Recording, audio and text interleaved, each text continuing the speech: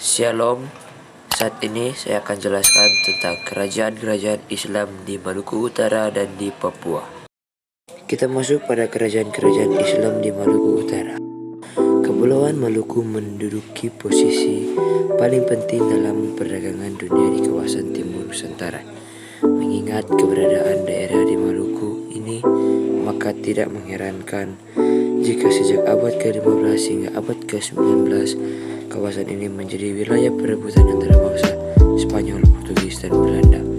Tanda-tanda awal kehadiran bangsa Islam di daerah Maluku dapat diketahui dari sumber-sumber berupa naskah-naskah kuno dalam bentuk hikayat seperti Hikayat Titu, Hikayat Bacan, dan Hikayat Sejarah Indonesia 225. Hikayat setempat lainnya sudah tentu sumber berita asing seperti Cina, Portugis, dan lainnya amat menunjang cerita sejarah daerah Maluku itu.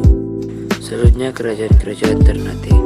Di masa jaya wilayah kekuasaan kerajaan Ternate mencakup wilayah Maluku, Sulawesi Utara, Timur, dan Tengah, bagian selatan, dan kepulauan Filipina hingga kepulauan Marshall di Pasifik. Pendiri Kesultanan Ternate adalah Baap Masur Malamo yang berkuasa antara tahun 1257 sampai 1272 Masehi. Puncak keemasan Ternate terjadi menjelang abad ke-16 ketika di bawah kekuasaan Sultan Bahabula 1570 sampai 1583 Masehi. Kejayaannya ditandai dengan wilayah kekuasaannya yang luas, keberhasilan perdagangan rempah-rempah, dan kekuatan militernya. Di bagian bawah kanan terdapat foto dari pendiri Kesultanan Ternate yaitu Baap Masur Malamo. Kita next ke kerajaan-kerajaan Islam di Papua. Berikut ini gambar dari peta kekuasaan kerajaan Papua. Sumber-sumber sejarah menunjukkan bahwa penyebaran Islam di Papua sudah berlangsung sejak lama. Bahkan berdasarkan bukti sejarah terdapat sejumlah kerajaan-kerajaan Islam di Papua, yakni Kerajaan Waigeo, Kerajaan Misul, Kerajaan Salawati, Kerajaan Sailolof, Kerajaan Fatagar, Kerajaan Kouyal, Kerajaan Aiduma, Kerajaan Kaimana. Berikut ini ada beberapa pendapat mengenal kedatangan Islam di Papua.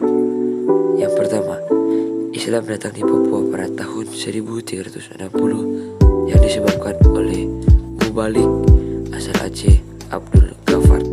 Yang kedua, pendapat yang menjelaskan bahwa agama Islam pertama kali mulai diperkenalkan di tanah Papua, tepatnya di Jazirah Odin, oleh seorang sufi bernama Syarif Muaz Al-Katan dengan gelar Syekh Juba Biru dari negeri Arab. Yang ketiga, pendapat yang mengatakan bahwa Islamisasi di Papua, khususnya di Fak-Fak, dikembangkan oleh pedagang-pedagang Bugis melalui Banda dan Seram Timur oleh seorang pedagang dari Arab bernama Hawetan Atamimi yang telah lama menetap di Ambon.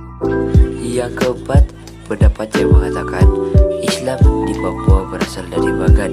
Yang kelima, pendapat yang mengatakan bahwa Islam di Papua berasal dari Maluku Utara, Ternate, Tidore.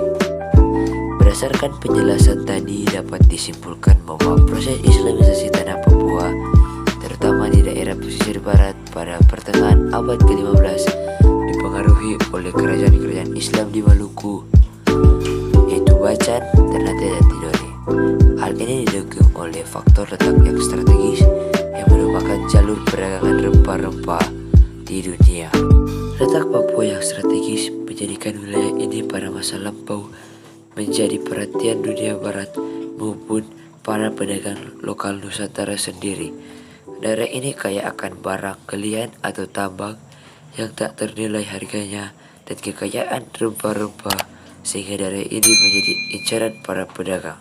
Ya, demikian penjelasan saya tentang kerajaan-kerajaan Islam di Maluku Utara dan di Papua.